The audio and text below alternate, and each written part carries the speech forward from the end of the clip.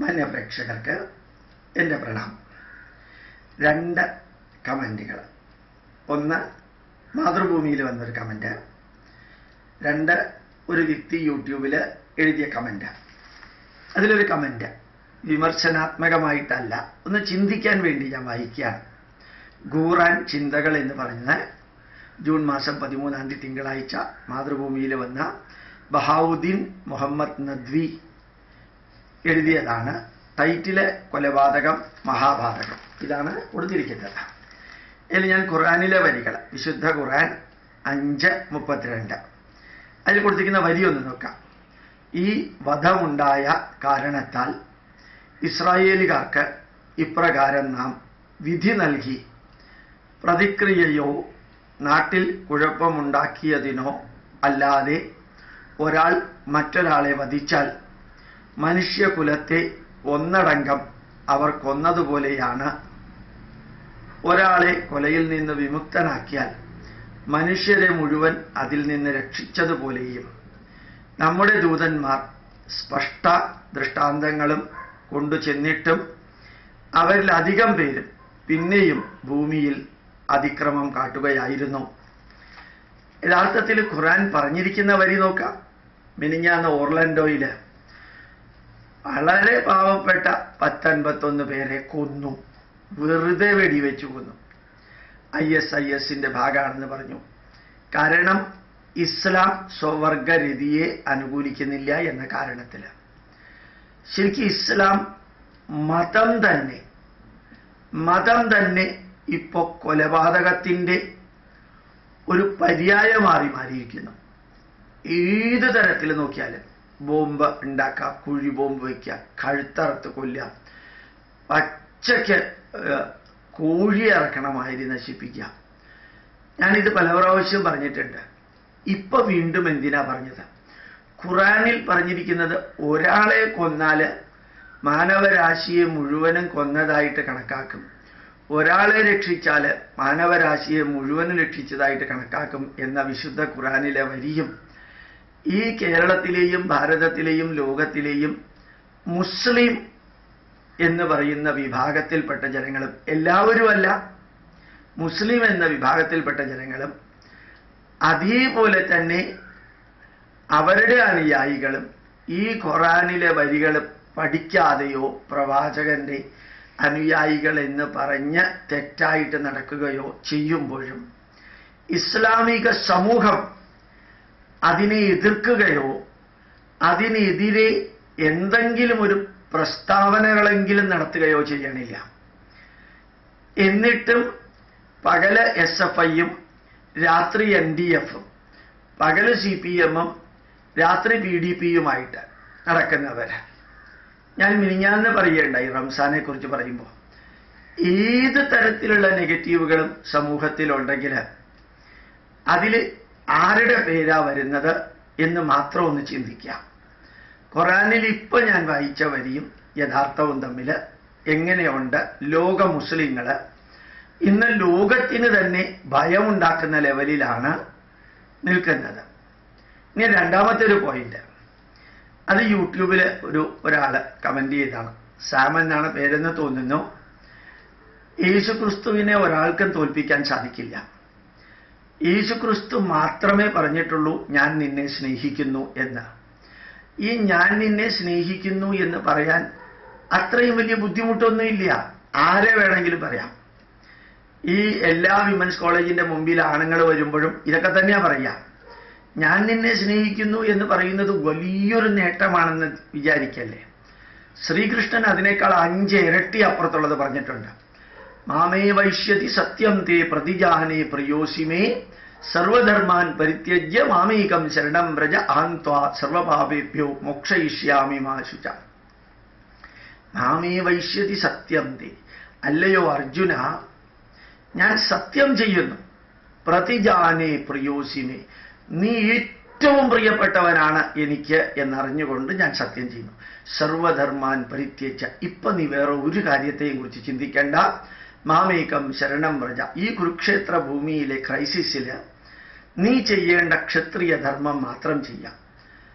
അഹം ത്വാ സർവപാപേഭ്യോ മോക്ഷയിഷ്യാമി. നിന്റെ സർവപാപത്തിൽ നിന്നും, തിന്മ നിറഞ്ഞ പ്രവർത്തികൾക്ക് നീ അനുഭവിക്കേണ്ടി വരുന്ന ദുഃഖങ്ങളിൽ നിന്നും ഞാൻ നിന്നെ മോചിപ്പിക്കാം. ഇത് പറഞ്ഞിട്ടുണ്ടെന്ന് പറയാൻ വേണ്ടി പറഞ്ഞു എന്നേ ഉള്ളൂ. ഇത് വലുത് അത് വലുത് അങ്ങനെയല്ല.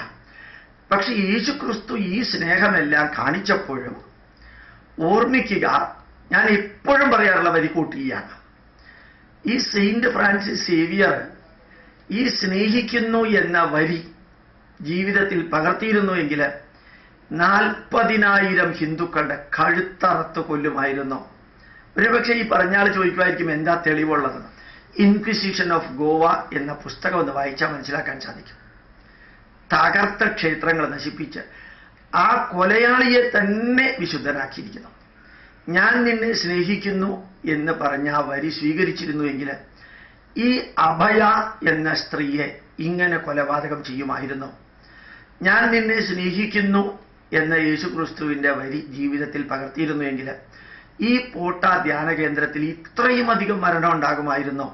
മറ്റൊരു ധ്യാന കേന്ദ്രത്തിലും ആശ്രമങ്ങളിലും ഇല്ലാത്ത ആ വധം എങ്ങനെ പോട്ട ധ്യാന കേന്ദ്രത്തിലുണ്ടായി?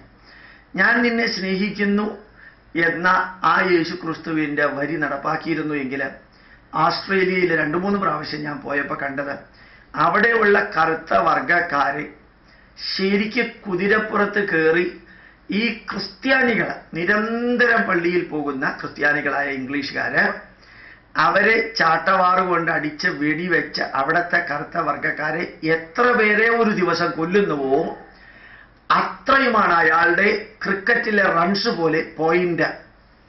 ഏറ്റവും കൂടുതൽ കറുത്ത വർഗക്കാരെ ഓടിച്ചോടിച്ചോടിച്ച് തല്ലി അവസാനം വെടിവെച്ച് കൊല്ലുന്നതാണ് അയാളുടെ ക്രെഡിറ്റ് ആയിട്ട് എടുത്തിരിക്കുന്നത്.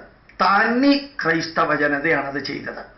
ഞാൻ നിന്നെ സ്നേഹിക്കുന്നു എന്ന് പറഞ്ഞാൽ ഇന്ന് ഓസ്ട്രേലിയയിൽ ആ കറുത്ത വർഗക്കാർ വളരെ കുറച്ചേ ഉള്ളൂ. എല്ലാം ക്രിസ്ത്യാനികളായ ഇംഗ്ലീഷുകാർ കൊന്നതാണ്.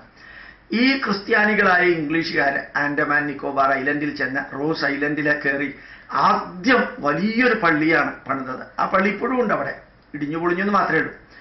അവിടെയുള്ള ഇന്ത്യക്കാരോട് ക്രൂരമായിട്ട് പെരുമാറിയത് എത്രയുണ്ടെന്ന് അറിയണമെങ്കിൽ കാലാപാനി എന്ന സിനിമ ഒന്ന് കണ്ടാൽ മതി. അതിൻ്റെ 100 ഇരട്ടിയാണ്. അത് ചെയ്തത് മുഴുവൻ ക്രിസ്തുവിന്റെ പേരിൽ ഭാരതത്തെ അടിച്ചമർത്തി ഒതുക്കി മതപരിവർത്തനത്തിന് വേണ്ടിയും ഇവിടെയുള്ള കാര്യങ്ങൾ ചൂഷണം ചെയ്യാൻ വേണ്ടിയും. ഒരുപക്ഷെ പറയുമായിരിക്കും നമ്മളെ സംസ്കാരമുള്ള ഒരു രാജ്യമാക്കി മാറ്റിയത് ഇംഗ്ലീഷുകാരാണെന്ന്. ഇംഗ്ലീഷുകാർ പോകാത്ത രാജ്യങ്ങളിലൊന്നും സംസ്കാരം ഇപ്പോൾ ഇല്ലേ? അവർ പോയാലേ സംസ്കാരം ഉണ്ടാവുള്ളൂ. അത് നോക്കാം. മാത്രമല്ല, ഞാൻ നിന്നെ സ്നേഹിക്കുന്നു എന്ന് യേശുക്രിസ്തു പറഞ്ഞത് ജീവിതത്തിൽ പകർത്തിയിരുന്നുവെങ്കിൽ ഇന്ന് കാനഡയിലും അമേരിക്കയിലും, കാനഡയിൽ ഞാൻ 1 വർഷത്തിലേറെ വിസിറ്റിംഗ് സയന്റിസ്റ്റ് ആയിട്ടുണ്ടായിരുന്നു. അമേരിക്കയിൽ 6-7 പ്രാവശ്യം പോയിട്ടുണ്ട്. അവിടെ ഈ റെഡ് ഇന്ത്യൻസ് എന്ന് പറയുന്ന വിഭാഗമേ ഇല്ല. അവര് തനി പട്ടച്ചാരായം ബാറ്ററിയുടെ അമോണിയം ക്ലോറൈഡ് കൂടി ഇട്ട് റോട്ടിൽ -70 ഡിഗ്രിയിൽ കിടക്കുന്ന കാണാൻ സാധിക്കും. അവരെ മുഴുവൻ പറ്റിച്ചും ചതിച്ചും വഞ്ചിച്ചും അവരുടെ പ്രോപ്പർട്ടി എടുത്ത് ആയിരക്കണക്കിന് പള്ളികളും ക്രൈസ്തവ സമൂഹത്തിന്റെ വളർച്ചയ്ക്കായിട്ട് അവരെ വഞ്ചിച്ചെടുത്തതാണ്. ഞാൻ നിന്നെ സ്നേഹിക്കുന്നു എന്ന് യേശുക്രിസ്തു പറഞ്ഞത് ഇവർ ജീവിതത്തിൽ പകർത്തിയിരുന്നുവെങ്കിൽ ഈ പാവങ്ങളെ ഈ കൊല്ലാക്കൊല ചെയ്യുമായിരുന്നു സാമാൻ. മാത്രമല്ല, ആഫ്രിക്കയിൽ പോയ എല്ലാ മിഷണറിമാരും ചെയ്തതിന് വേണ്ടിയാണ് പോപ്പ് മാപ്പ് പറഞ്ഞത്. അവരെവിടെയൊക്കെ പോയോ യേശുക്രിസ്തുവിന്റെ സ്നേഹം പ്രകടിപ്പിക്കാനായിരിക്കും കിട്ടിയ സ്ത്രീകളെ മുഴുവനും ഗർഭിണികളാക്കിയത്. ഏത് സ്ത്രീകളെയും ഗർഭിണികളാക്കി യേശുക്രിസ്തുവിന്റെ പേരിൽ വിശുദ്ധ ജ്ഞാനം കൊടുത്ത് അവനവൻ ലൈംഗിക സുഖം അനുഭവിച്ച് അവരെ നരകയാതന അനുഭവിപ്പിച്ചത്. ഞാൻ നിന്നെ സ്നേഹിക്കുന്നു എന്ന് പറഞ്ഞ യേശുവിൻ്റെയാണോ? ഗുരു എന്തെല്ലാം പറഞ്ഞു എന്നുള്ളതല്ല ഇമ്പോർട്ടൻ്റ്, അനുയായികൾ എന്തെല്ലാം ചെയ്യുന്നു എന്നുള്ളതാണ് ഇമ്പോർട്ടൻ്റ്. എൻ്റെ ലാബറട്ടറിയിൽ CSIR ഡോക്ടർ E.G. മാത്യു എന്നൊരു ഡയറക്ടർ ഉണ്ടായിരുന്നു. ആ E.G. മാത്യു എന്ന ഡയറക്ടർ എപ്പോഴും ഞങ്ങളോട് പറയുമായിരുന്നു, the capacity of the leader can be measured by assessing the work done by the followers in his absence.